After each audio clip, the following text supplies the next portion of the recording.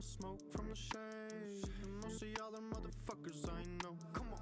5, 6, you gotta do it like this, 7, 8, I've been dancing since I was 6, Every kid on the block that's ticking its talk. I've been posting these gems, they've been giving you rocks. I've been fooled once or twice. Not everyone that loves you really gives you good advice. I think that it's nice that they try, but I find I'd rather follow signs from the dreams in my mind. Yeah. I've been fooled once or twice. The girl you think is flirting is just being really nice. It's cool, but it's like I've been getting confused, no clothes and no likes, but she follows me twice. Nice. Sometimes I gotta treat people like they're phone companies. I never believe what they say. Okay, you know when they tell you they have a deal, deep down it's not real, and yet you still pay. Come on. 5, 6, you gotta do it like this, 7, 8, I've been dancing since I was 6, Every kid on the block that's ticking its talk. I've been posting these gems, they've been giving you rocks.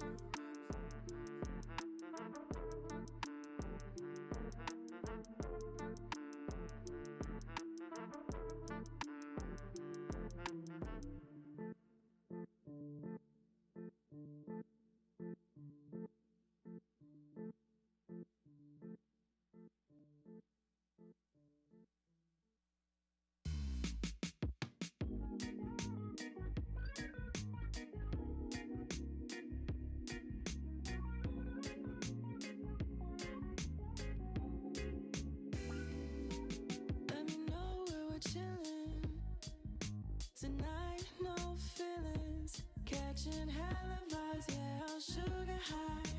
Follow no plans. Lately, I don't really wanna go home. Doing what I do and no phone. No more questioning, no more meddling. Let us settle it goodbye. I got a one-way ticket and there's no destination in mind. Don't ask me, don't need to know. Just moving along, been a while. I had a choice and pushed it aside. I had a choice, then I made it mine. Just in my closet, it's been a long while since we did a soiree. Alright, oh boy, you had me so long, so.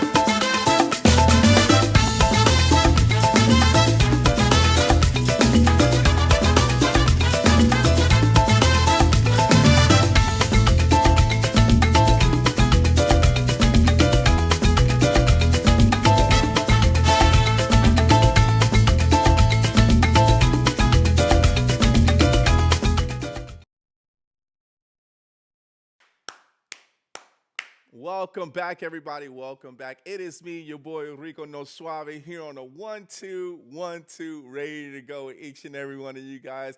Woo, man, boy, I tell you, I miss you guys all the time, and when I miss you guys all the time, it's because I really do. I really miss you all the time. Everybody, thank you guys so much as far as for your support. Thank you guys so much for everything that you have done for us when it comes to support. You know, one of the biggest things about you guys' support is liking and loving what we're doing.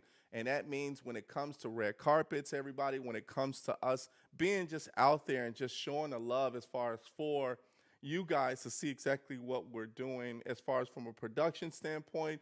But we're, you know, for the crew and all of us here at the Rico No Suave Show, we want to say thank you guys so much.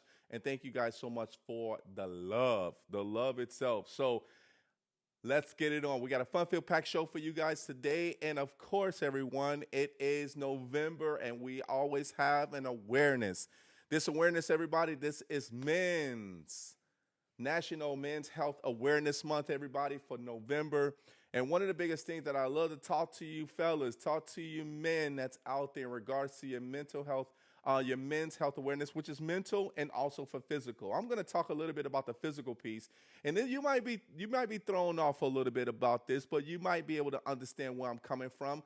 But when it comes to your men's health, you know, one of the things that I love to do to be able to make sure that I have my mind clear, but also having a great time is fishing. I love to fish. And one of the things that I love to fish all the time, everybody. I love to fish all the time. That's just me. That's just how it is. And when it's time for me to fish, when I'm pulling in the fish, hey, when I'm running for to pick up my pole, I'm have exercise, everybody. Exercise is what it's all about. So one thing is that I am super happy to make sure that I'm at least being attentive, but also getting myself in with nature. Getting myself into with nature, everybody, just helps my mental health, my attention, and just making sure that I'm focused, but also just enjoying myself. Even if it's raining outside, I'm still having a good time out there as well too. I got my rain boots on, I got my rain jacket on. I'm enjoying nature. But that's a good way for you as far as men health. Make sure you go out there and just get in touch with nature, everyone. But you also remember, if you pull in the fish, hey, depends on how big that fish is. Hey, it's like lifting weights, everybody. It's like lifting weights. So I'm super happy to be able to, share that with to all of my men out there for Men's Health Awareness Month. Let's go. Yeah. All right, everybody, it's time to introduce this gentleman. And thank you to Beatrice Davis for actually introducing him to this gentleman as well, too. And, when you have so many different titles like this gentleman's here, you know that he's there to be able to help the world get better. Now, he's a creative director, everyone. He's also a podcast host, but more importantly, he is a screenwriter, and also he is an advocate for health and wellness. One of the things about being into health and wellness, this is what we're going to talk about a lot today, but also his other accomplishments. I want you guys to stand up, put your hand to your heart, show him some love. My man, Michael Judkins. Let's go. Michael, Thank you for how's having it me. going? Pretty good, pretty good. Thank you for having me, Rico. How are you tonight? I'm good, sir. I am great. Hey, welcome to the show, my man. Welcome to the show. We're going to have a great time today because, someone of your caliber that comes on to the show here, it's all about how you're helping the world, but also you as a screenwriter, you're also a filmmaker, award-winning filmmaker as well, too. You have done a lot. You've done a lot as far as for the world to be able to see and also to be able to enjoy what you're doing to be able to help other people. So, man, welcome to the show. You ready to rock this or what? I am. Thank you for that nice and genuine compliment. I appreciate Yes, that. sir. Yes, sir. And thank you, everybody, so much for actually tuning in. Thank you guys so much. Let's get it on. So, there's something called storytelling. And because I know you're a screenwriter, but there's storytelling that's actually involved with this. How did you develop to become a storyteller in your journey? Well, it started probably for me in high school. I'm born and raised in the Bronx, New York, so I went to high school in the Bronx, and I remember being in one of my global studies classes with the teacher at the time. She was allowing us to call her by her first name, so it was Miss Ann's global studies class. And I was done with the test a little bit early, and at that time, you pretty much stood in your seat to the bell rung. And I turned the paper around and I started doodling on the paper, just free expression, just writing something down. And I handed in my exam. And probably the next week when I came back into that class, she gave me an A plus. And on the back of it, she said, "I love your poem that you wrote. Please continue writing." So that's what sparked me to continue a creative writing spirit to where I understood how to put words to a page. Nice. Now, did you also have what was that poem about? What was it about that that she was so, amazed about? So since I actually wrote it in reference to the global studies class I was having that day, and Uh-huh. it wasn't like a negative or inappropriate poem. It was literally a poem about change. And it was me subconsciously writing down when this bell's going to ring because it's time for a change, but made the words differently to reflect a change in your life. So that's what she like looked at the symbolism between my present and what I was predicting in a sense. Yeah. How old were you again? I was 15. Wow. So being there as far as the 15 years old, that's not a lot of kids will grow up to understand that there's something that needs to be changed. But at the same time, too, you have something in the back end. Now, to be able to develop yourself and know that there's, with the storytelling, how did that come into play with you knowing that there needed to be a change? Was it something that you saw on TV? Was it something that enticed you to know that, hey, I am stuck, to be able to say, we need to make a change? 'Cause at age 15, I ain't gonna lie, I'm playing basketball. I'm either doing something as far as high school activities, but you in your mindset, you had a different goal. What influenced you to be able to have that mindset at that age? I think, well, for me, I was pretty mature for my age. So 15 to me at that time, apparently in the 90s, late 90s, that 15, I thought I was 25 already. So, so there was having that sort of maturity and kind of understood life a little bit and the kind of settings I was around, positive and negative, uh, that all contributed to the thinking pattern at that time of my life. But then also it was also the point where I started learning that I have a creativeness to myself. Right. So that's where it all kind of formulated out, and it didn't develop right there. That was just the start of it, and then that pretty much started me writing slash journaling poetry. So Mm, it started more that lines of really looking into the different definitions of poetry, writing it down, yeah. and I was just pretty much documenting my steps with the poetry of just learning it and writing short stories. And I did a lot of visualizations, Hmm. so I can write something in my head or visualize what I'm thinking in my head first and then put it on paper. So a lot of times it's kind of like my own pre-set up design for productions and creative storytelling.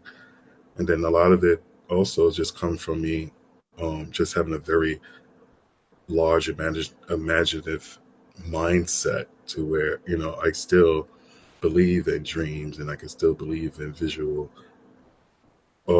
vision boards, so to say, and kind of make it a pattern of understanding life has ebbs and flow. But when I learned how to be creative, I understood that I can deal with my own mental health creatively. Mm, wow. So that's interesting. I mean, I like that. I like that because there's so many different parts to what you're talking about when it comes to writing, because there's different scenarios about what you see, what you think as far as for yourself, and different goals. And you're right. If you're in that maturity level and you mature earlier, then you tend to see things for the future a little bit earlier than expected. It's almost Hmm. like, man, it's almost like X-Men. Like you were X-Men back in the day, like you actually had the vision and you knew exactly what was going to actually either happen for yourself, or you knew something was going to come up, which is a gift. I think that's a really great thing to actually have, because you're ahead of most teenagers, right? In general, during that time, but being able to have that story and be able to vision that and then talk about it, wow, it's almost like you're talking about the future that hasn't even happened yet. Have Right. you ever surprised anybody with some of your stories and then knowing that it's going to happen maybe a year later and it actually happened for yourself? Uh, I would probably, I can't put any one reference right now, but I look at it, um, I guess one of the examples I did into sense to me poetry book collection when I was under contract with AO's 21 Media House, Hmm. because that particular piece of or body of work, the poetry is emulated into phases and stages, and then it's also um in that one I used a lot of references, personal, professional, and feelings I had consuming them. So it actually went deeper than my normal content at that time. And I think that collection shows what you're just referencing to as far as having an idea of that project, so to say. Like the creative process for me was when I wrote that book, uh, I literally immersed myself 3.5 months into this process. So I will only work and write, work and write, um, live life in between there. But working and writing, I would go sit in the back of my apartment complex at the time and be like in the woods and I'm writing poetry just to kind of get into the nature of that feeling of the poem I want. So I did a lot of that type of work into that collection to where it showed vulnerability. It showed a period of time that I exposed a very traumatic experience. I also got RAIN, that organization in DC, to fill in my liner notes and kind of advocate for the content. Um, so it was one of those collections to where it had all that encompassed it, what you just said. So I think for me creatively, when I do decide to sit down and write, I understand that I'm a very high emotional person. And I do have a high emotional intelligence, but I also know that being a therapist myself, a master's level therapist myself, there's that understanding that what is it hurting me or is it part of me? Yeah. And really understanding what's the difference is with that. Yeah. Yeah. That is that. Oh, because, and we're going to talk about this next, because when we start talking about, and and this goes back to where you mature early to be able to know exactly what may be happening for yourself as you grow to go into college where you're starting to study for your bachelor's, right? And then during that time, you see what the world is because you already had the word change in your head, right? You had the word change when you did the storytelling, and then you went and start working on your bachelor's to study mental health.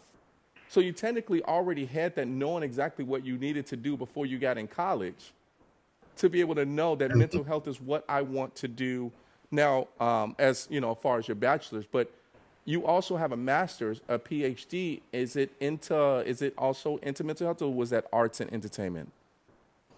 So, well, I have a master's in mental health counseling, Okay.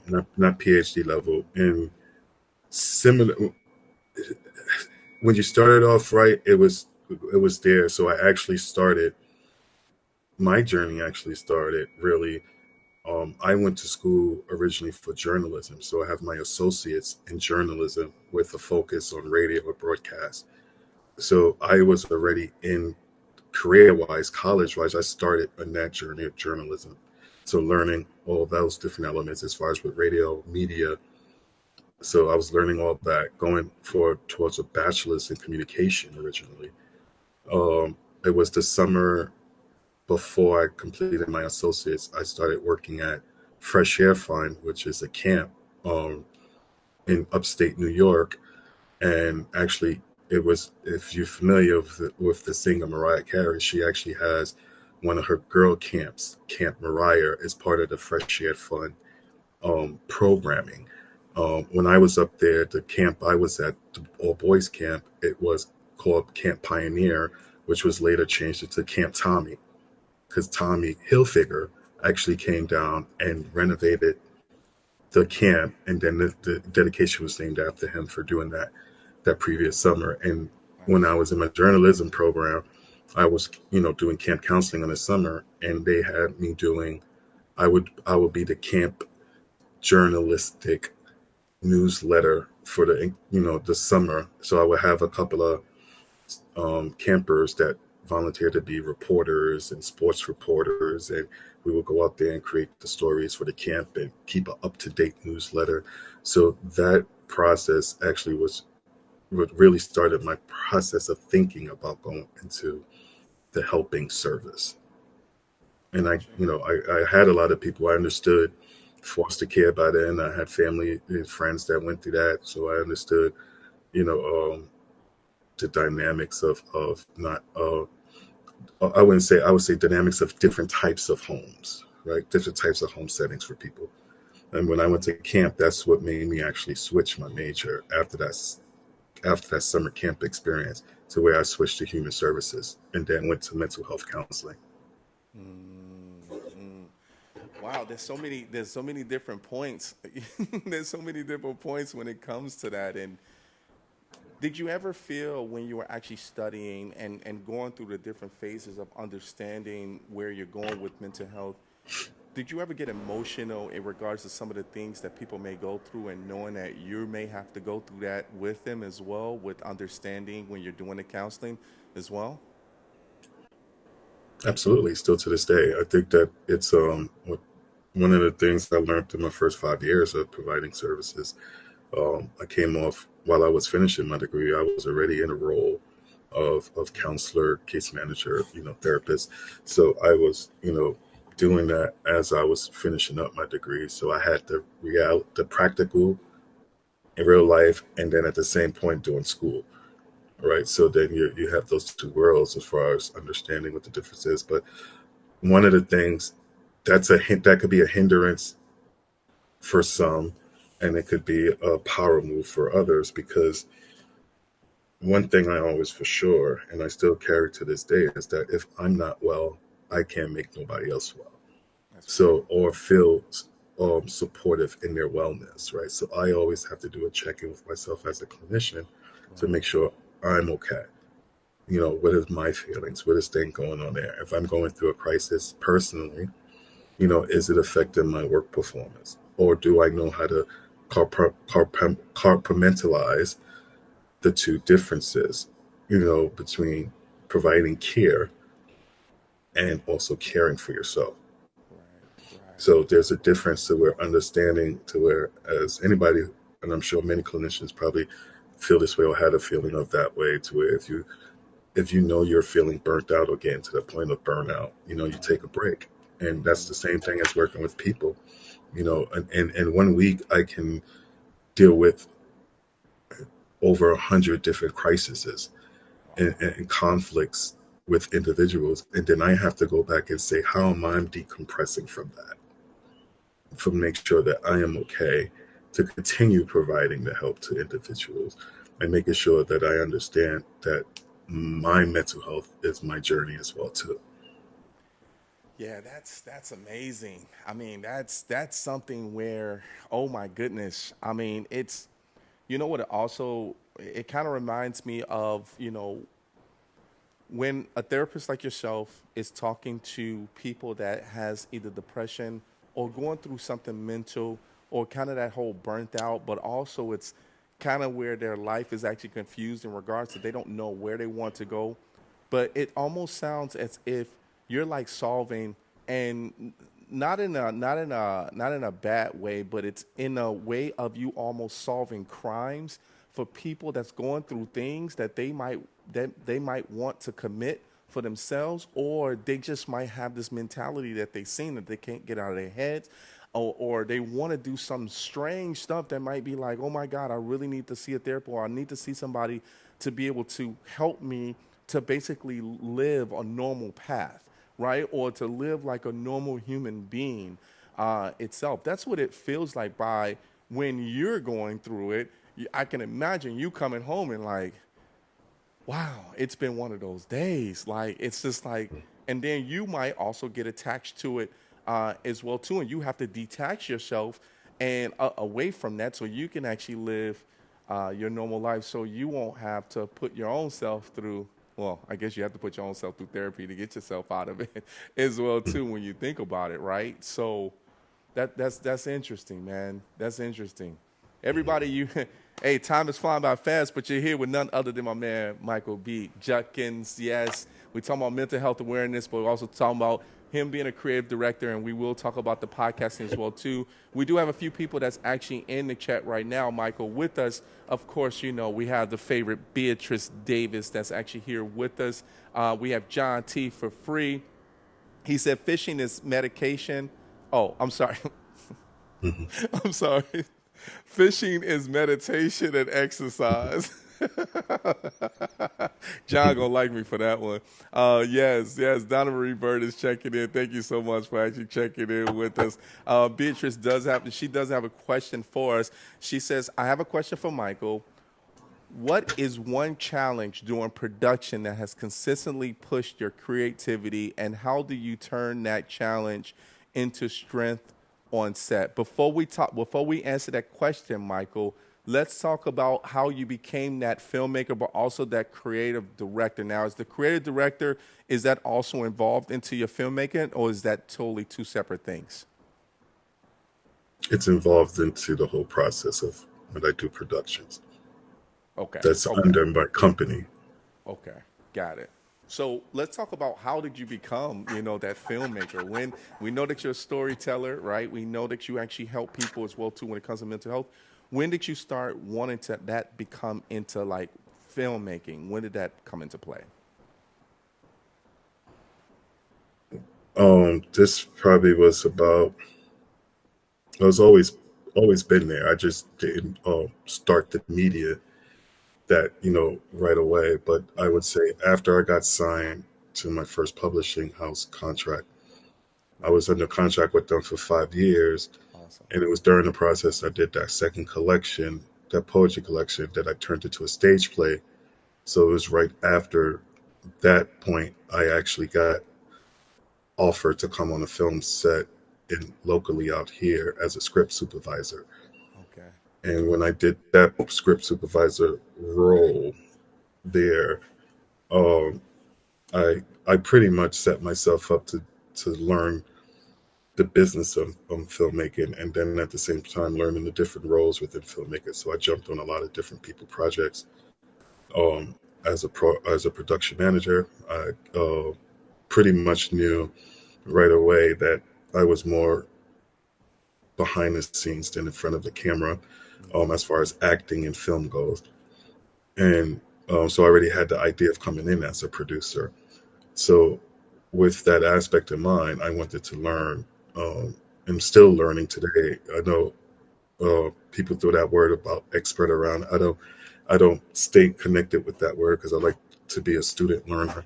Yes, sir. So Yes, sir. I'm a lifelong learner. So I prefer that one better. But it was one of those times in my life to where I was learning more about the independent way to do a business and learning the different structural models of doing film Okay. and the industry itself. So within those times, I would say I was learning all that and still learning it. I took a couple of different master's classes, like online classes, things of that nature, Yeah. and learned different type of business tools and skills. And I had a college already film I was able to pick back from. Then from that level was actually I was writing um, two songs, lyrics, and those lyrics turned into one of the film's title, "Lonely Girl," uh, Nice. which created a script. And that's when I started writing my own content as far as doing films, Okay. and got and it built from that aspect from there for me, uh, as far as learning. So my whole intention was to just learn different aspects of the business, and it's different from watching as a fan and going to see your favorite movies, and it's different from putting on a hat to create a movie. Yeah. Yeah. Uh, it's a big difference. Uh, Yeah. and that kind of helped me understand the process of it a little bit, understand, the model I wanted to go into more. I mean, it helped me also understand, and I'm still, doing it now to where, yes, like everybody loves to sell a project, get your project picked up, do all that good stuff. Mm-hmm. But I also learned and admire how to have full control and ownership. And I think I like that more, Right. to where I started, learning those different aspects and started writing more since I already had the skill of writing, just more in the sense of learning the formatting and the technical structure of writing a script. And it's always interesting. Every story comes out differently, so that's why you have tools to help you do things. You just have Right. to know how to apply it, or when do you need to apply it, I should say.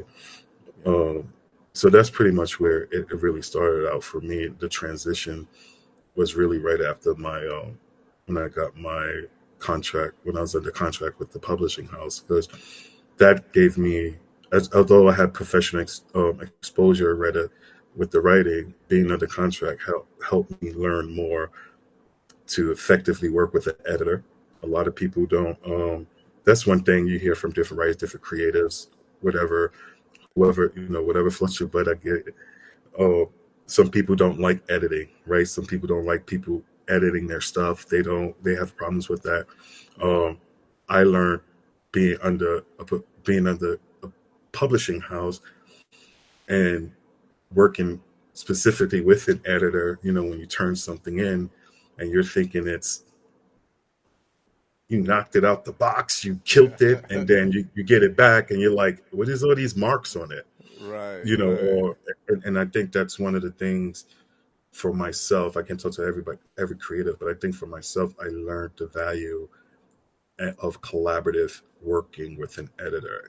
And I would never, like, I have editors I still work with now, for about 7, 8 years, 10 years in, to if I have certain projects, I know I have specific editors I go to that worked with me over the years. And I think that was one of the things I learned very early on. Um, is yes, I can have this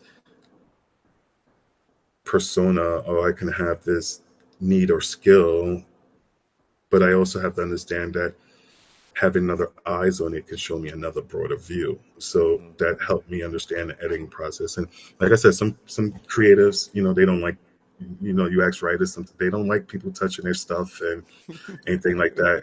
And one of the things, like I said, for me, that helped me uh, being able to do that. And I think having that experience working with professional editors under the contract helped me understand that process a little bit more.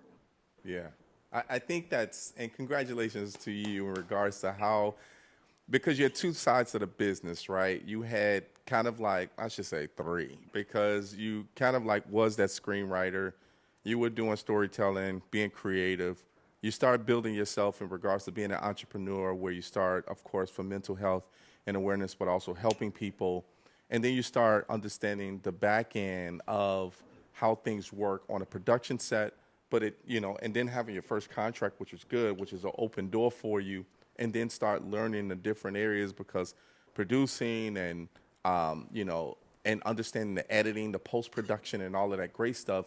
There were so many things that was kind of really still connecting the dots, and mental health was still into that piece, as far as for you, because you understood how to be able to use that to be able to maintain, control yourself when it came to you actually making film, and also be able to work with others, right? I mean, that's another thing too, to be able to work with other people. Going back to what Beatrice was actually asking in regards to the challenges as far as do production that has consistently pushed your creativity, I think you kind of answered that a little bit with how you were understanding how other people were trying to be creative when it comes to screenwriting, but being consistent. And how did you continuously stay consistent with being creative on the set as well? Well, again, I think that comes with just really understanding what you want to do. And I think, and there's going to be challenges in any aspect of our lives. There's challenges coming on here tonight. To everybody, if I'm talking monotone, I'm getting sick. So I'm trying to get through this as best as possible. And I look at it more in the sense of, for me, I don't know how other people would view it, is we're always going to have challenges in life. It's actually how you perceive the challenge.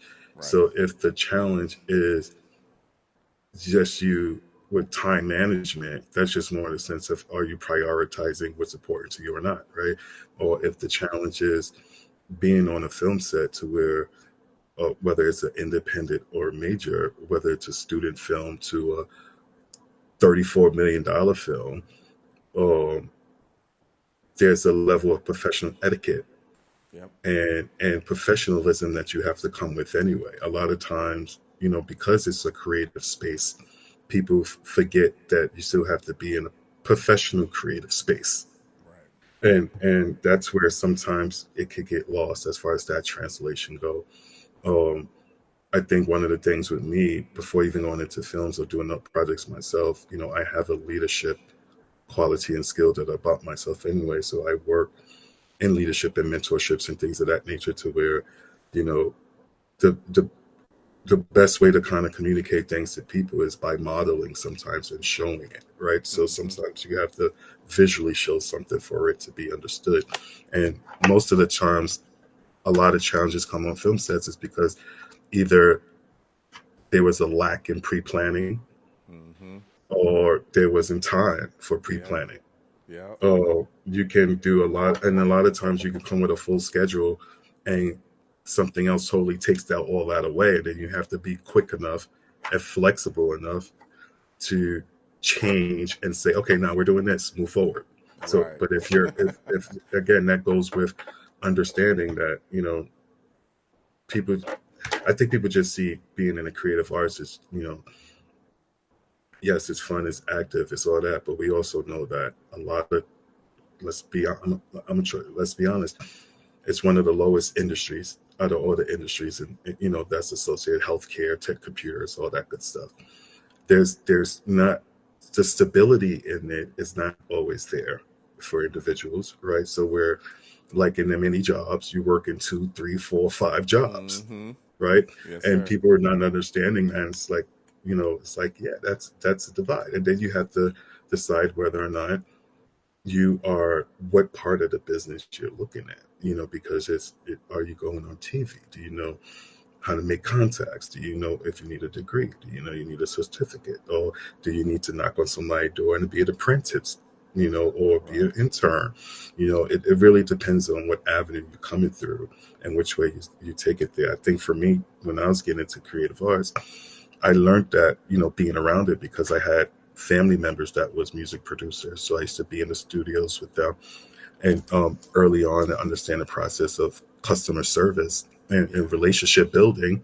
Yeah. But then it's, you know, when you're on different sets of different productions, everybody works differently. And you can be on a production with three or four different people, and then you have three or four different ideas, and then nothing seems to pan out because everybody wants to make sure their ideas first. And then Mm-hmm. instead of looking at it as, if we're collectively collaborating on a project, that means that collectively Right. everybody everybody contributes and put towards the project for the greater good. That's right. That's So right. a lot of times that gets people more confused. Where I have people now that have been in the business, many seasoned or just getting into business and already know, like, I don't like working with other people. Mm. There's people like that. Right. And Right. there's that all kinds of mindsets. So I think it just comes more from understanding that life itself is going to have challenges, and it's more in a sense of how your mind how your mindset is perceived on what Right. that challenge is. Because one of the thing in film or media in general, especially an independent, I mean, is always funding. So, that's one of the main challenges for a lot of individuals is, are you going to look into grants? Are you looking into investors? Are you looking into your own pocket? Are you looking into pulling community resources? Are you setting yourself up business wise to where if you need to take out a loan for Yeah. your business, you can do that? It's a lot of different elements. And I think that once an individual decide which works best for them, their challenges are more like are more just like a thing to do rather than it's the end of the world. Yeah. Gotcha. Great advice, man. Very, very great advice, man. I really love that. And we got to take a quick commercial break. But Michael Juggan, man, you are killing it because those are things that people need to be able to hear. But when we come back, We do have another question, of course, that we do have from someone that's in the audience. But everybody, I hope you guys enjoying yourself. We have none other than a creative director, health and wellness advocate, podcast host, screenwriter, storyteller, all of that great stuff. My man, Michael B. Judkins. And it's me, Rico No Suave. Guys, we're going to take a quick commercial break. We'll be back in 30 seconds. Let's go. Every year, 800,000 children are reported missing. That's one child every 40 seconds. It's every parent's worst nightmare. Right now, there are 483 missing children cases still open. Your card donation can help keep kids safe and bring missing kids home. Donate your unwanted card today. Fast, free pickup, 24-hour response. Plus, you'll get the maximum tax deduction. Call 800-723-2013.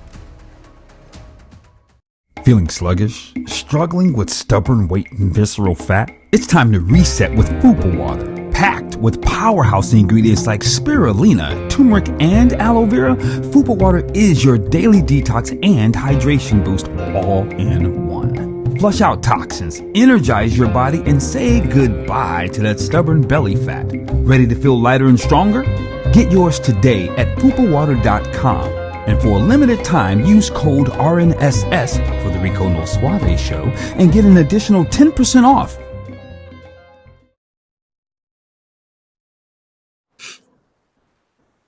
And we're back, everybody. All right, Michael B. Judkins, I got to talk about, there's something that's coming up that I need to talk about, and it's a fundraiser that's actually coming up. So we're going to put this, and I'm sure you'll know who this guy is. So we're going to put up that flyer real quick. Let's put up that flyer. We have none other than Robert Townsend, Pop-Up Film Festival here in Chicago by Creative Cypher. My man, Troy Pryor. Yes, he is bringing none other than Robert Townsend to Chicago. That's coming up, man. Unfortunately, I wish I can actually be there. It's actually a fundraiser to support the advancement of Black Chicago, December 6, 2025, at Film Row Cinema, 1104 South Wabash in Chicago. That's coming up on the 6th of December at 12 p.m. And there's another session that's happening, the 5 Heartbeats. Nice. 12/6 at 4 p.m. That's actually on the 6th. And then, of course, on my birthday, everyone, December 7th, Pearl Harbor, everybody. Chicago Cultural Center, 78 East Washington Street. That's at the Cultural Center there. That's happening 2 sessions on that day. The Meteor Man is at 11 a.m., and that's on a Sunday. And then we have another session that's coming up on 2 p.m. Yes, 2 p.m. Yes, that's the 4th episode directed by none other than Robert Townsend, everybody. Creative Cypher, Columbia College, Chicago. You see it all there. D Cases involved, everyone. So, yes, this is awesome. A big shout out to my man, Troy Pryor. All right, let's go. All right. So, hey, Michael, I know you're kind of under the weather. Are you having a good time so far? Yes, I'm enjoying myself. All right, my man. All right. If I happen to see you pick up some soup and start eating it, I understand. Trust me, the whole audience understand. All right, Michael. So we do have another question, and time is not on our side, but hey, we're gonna have a great time for the last, I would say, 20 minutes or so, or I should say 15.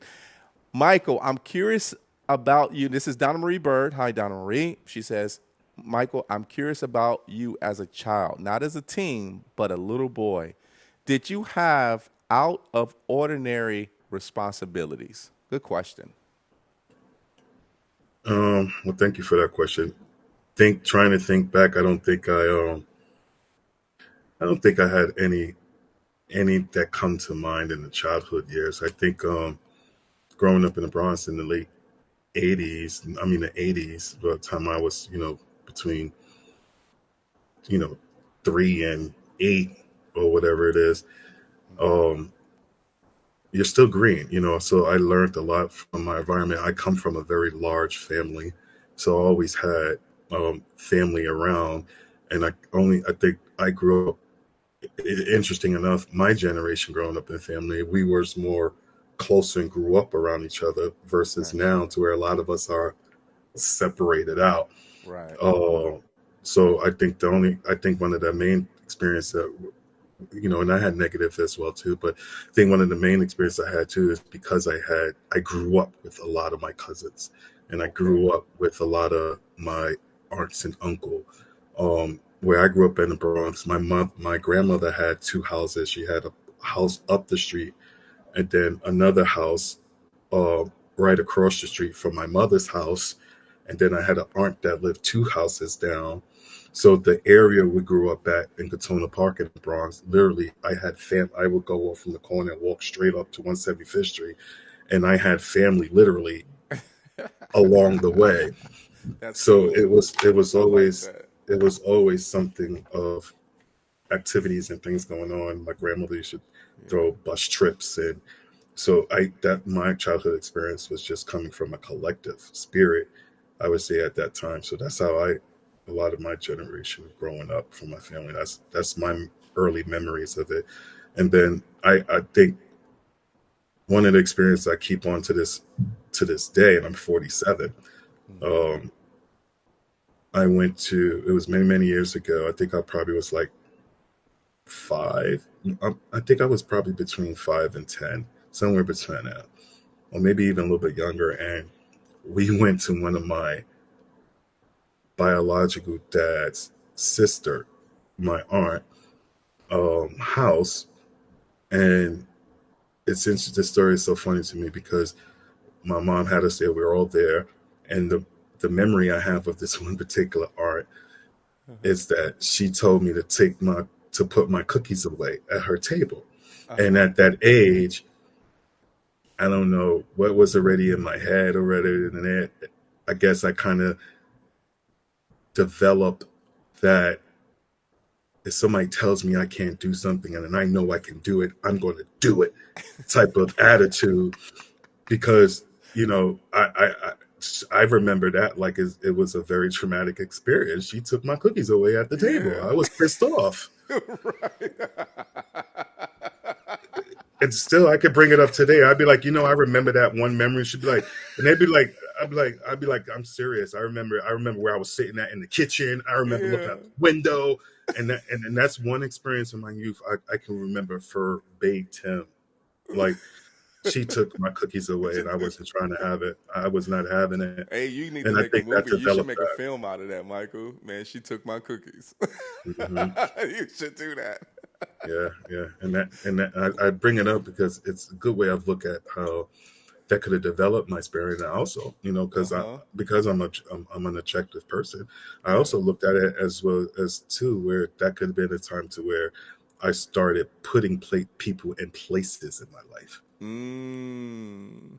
You know, Yeah. as I far like as where that. I knew, and I knew at that time for me, that art was at the bottom of my list, right? So then versus the other arts that's given me, so I understood as I was growing up, you know, emotional levels, I guess. Yeah. Yeah. Oh, that's awesome, man. That's awesome. That's awesome. Yeah, yeah. Don't take my cookies. I'm mad at you if Yeah. you take my cookies. I'm an oatmeal raisin guy and I like Oreos, and you can't take those away from me, man. Because if you do, I am going to write a movie about you. Or storytelling, I should say. Storytelling. That was a good story, though. I like that. Hey, as we move on, man, I'm so happy that you're actually here. Now, of course, when it comes to mental health, I mean, we did talk a lot about that. Has there been anyone that have came to you, and of course, it was so intense where you wasn't able to help them, and you referred them to someone else? Of course. I think throughout, whether you're working at an agency or working independently, of course, I learned that very, very early on in my career. That's good. Of understanding your own limitations and understanding your ranges and understanding again it goes back to you first as the clinician. What do you want to work with, um, Right. and understanding what that is and get training and professional development around that. Not everybody could work with schizophrenics. Not everybody could work with bipolar. Not everybody Right. can work with borderline personality disorders. Not everybody could work with adolescents. Yeah. A lot of people can't work with geriatric population. So Mm-hmm. there's that avenue of learning what you want to do and how you feel like your helping service could go for it, and then continuously learn that. There's um times in my career, and still to today, I know, like, um for instance, if I know at this age, if I'm not doing no weekends, why am I working somewhere weekends? Right? You understand those different things, right? Right. And you understand that life balance. And I think it goes more in hand when you work in mental health. And you're dealing with a lot of emotions, a lot of people, a lot of responses, a lot of communication. Sometimes I could honestly say, for truth, sometimes depending on the day, if I'm because I supervise clinicians as well too, so I supervise 9 clinicians under me, uh, and help them through consultation and supervision, um, understand different processes of clients, and help them build their own professional developments and get better in their skills. But it's to have that collaborative effort to where, again, it's a learning process to where I would not want somebody to be in a situation where they're the clinician, if they're going through a traumatic experience in their own personal life, and they around the client that triggers that, or bring it out more in them. As the clinician, you should be able to come and express that, Right. because that plays a big factor in how you deliver treatment services. Right. Yeah. Wow, that's a good point. Oh, yeah, to be able to trigger that's big though, because I mean, and it happens just by anyone triggering anything that you may do. If someone knows that, hey, I know how to tick that person off, or I know what grinds that person gears, and they know that if you cross that line, you have to be able to know how to control that, right? As far as the person that's trying to trigger, right? Or even by accident, people don't know other people that may trigger something off. I had someone that I was in Arizona, and I said, and then I was like, how you doing, ma'am? She's like, don't call me ma'am. I don't like when people don't call me ma'am. I'm like, I don't even know who she is. But it was just to the fact of, I just did it. I said, oh, no, I just do it out of respect. That's just the way I was raised. She said, well, I'm no ma'am. I'm like, oh, I'm sorry. I said, okay, what is your name? Oh, my name is blah, blah, blah. I said, oh, how you doing, blah, blah, blah. And then she was like, thank you. I appreciate it. I said, that's cool. But you never know what might trigger someone if you don't know. Now you know to correct it. Now I know you know your boundaries. But what you're saying is very important from in the field itself, knowing what actually is triggering. That's important, man. That's important to know. So great point. Very great point. All right. Everybody else is actually enjoying themselves. And that is awesome. Let's get to the next part, because there's another thing, of course, that I love, and me having a talk show, knowing that you are a podcast host. All right. Now, just so you people that's actually tuning in, from the very beginning, we talked about storytelling. Then we got into you being an advocate. Well, I'm sorry, going into college for bachelor's into mental health, and then also your master's as well. Then we start talking a little bit more in regards to how you work with different people, and also how you help people as well as help yourself, to be able to become that filmmaker, right? To be able to have that business as well too, and being behind the camera, knowing that you can also be in front of the camera if you want to become the actor, and understanding the business. But one thing is becoming a podcast host is another way of being either in front of the camera, or just being, if you want to just be on radio. Now, let's talk about you, because that's another step that's just kind of that easy track, because now you've been through all of it, and now that podcast host. What is the name of your show as well too, and tell us how you got into being that podcast host. So the current podcast is In-Depth Arts and Care Podcast. It's a combination, or bridging my two worlds of arts and care, or creative arts and wellness. Um, but I mentioned it earlier here. I have my associates in journalism. So I went to school originally for journalism, and with a radio and broadcast focus.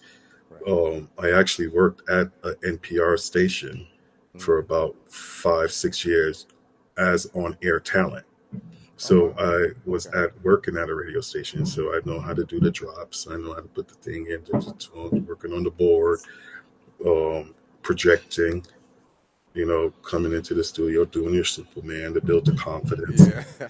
Uh, Yeah. so I did radio with NPR for a while, and then I worked at another local station for a little bit, just helping them on the production side, community connections, and then launched our first podcast. First was just a community resource, and then this recent podcast, the In Depth Arts and Care podcast, is more recent and a combination of both. So it's really just me meeting and talking with different people, and I don't try to keep it just on interviewing. Um, um, interviewing and get to know people absolutely is part of it, but the whole purpose of it was to deliver different messages of hope and inspiration and guidance, or suggestive ways to creatively defunk yourself. So Yeah. it's more referencing towards my two worlds. So is this basically kind of a twofold where you are interviewing guests and then you also are basically giving out, would you say, advice or just giving out a message to people as far as for the talk show? Yes, What? I wouldn't say advice. I would say because again, you have to understand that if when you say advice, that could be Yes, yes. liability and disclaimer. Sure, So you sure, got to be sure. suggestive, especially with videos. So I do wellness videos. So I do suggestion chips. One of the Mm, topics I had that was big last season was like, how do you maintain happiness for yourself? right, Right? Like, what does that look like for you? A right, lot of people, unfortunately, nowadays is more consumed as a like a consumer model. right, So you're always in the mode of buy, buy, buy, buy, buy. That's what makes me happy. right. And then not, and sometimes it's hard for people to understand, maybe sitting down on a quiet Saturday afternoon Mm-hmm. could just be as happy as well. Mm-hmm. So Fishing. having those different stuff, fishing, things of that nature, Yes, sir. so it's really, I think it's interesting because again, it goes back to what I'm originally thought. It's all Yeah. about mindset. It's all about what's the perception of a person's mindset. So I if somebody comes with me with a mindset of complete negativity, is it my job to completely restructure their thinking cognitively, or show them ways that they can look at a situation, Right, restructure it, right. and then move forward with a different attitude as far as reframing it, right? Mm-hmm. So if I fail a test today, does that, and a person automatically goes into, I'm a failure in life, right? When you fail something or you're bad at something, you're like, this sucks, I'll never do it again, I'm gonna throw it away.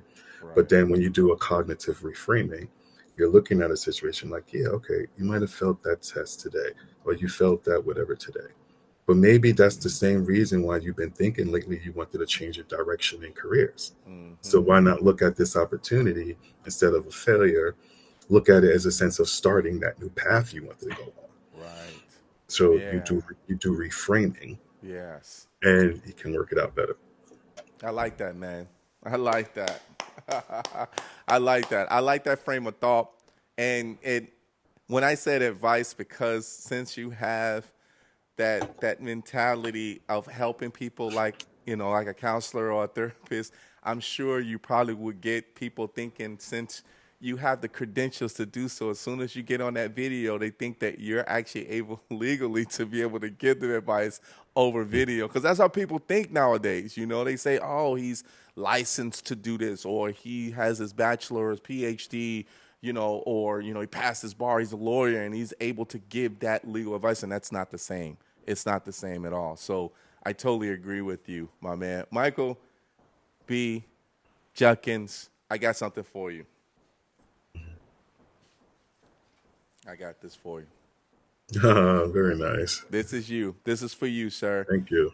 A Rico No Suave shirt is what we give for the gems of the world. And because you maintain multiple gems of the world, but we do have to give you are a bright gem at the very age of, I would say before then as well too, but when Donna asked that question about the responsibilities, but I think at age 15, when you knew you started becoming that gem and you matured early, you knew exactly what your path was all about and where you wanted to have that vision of being able to help people with mental health awareness, which is very important, even back then as far as when you received your bachelor's and also your master's, and then start connecting the dots with filmmaking, start putting things to reality and understand. And then, of course, being a podcast host is awesome. Screenwriter, being awesome, as well too. So all of those things are connecting the dots for you to be able to be that gem of the world, sir. So welcome to the Rico No Suave Show family as well too. Thank This you. is for you, sir. Thank you. I appreciate it. Very nice. Of course. Hey, so, down to a few minutes, but we got to show everyone your social media because your social media is important for them to be able to get in contact with you. So let's put up his social media.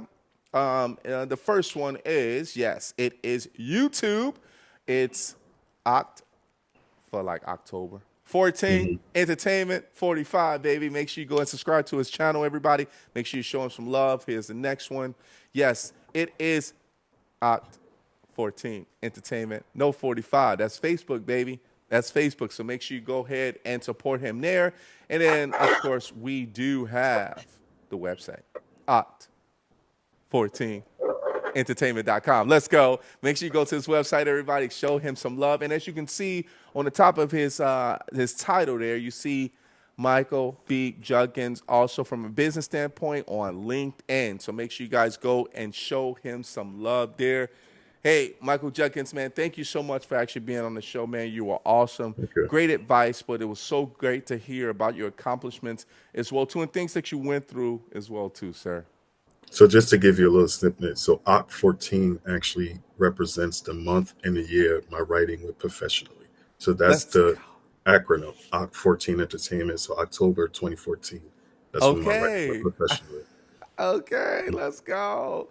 Thank you, Thank man. you. I appreciate it. Have a good night.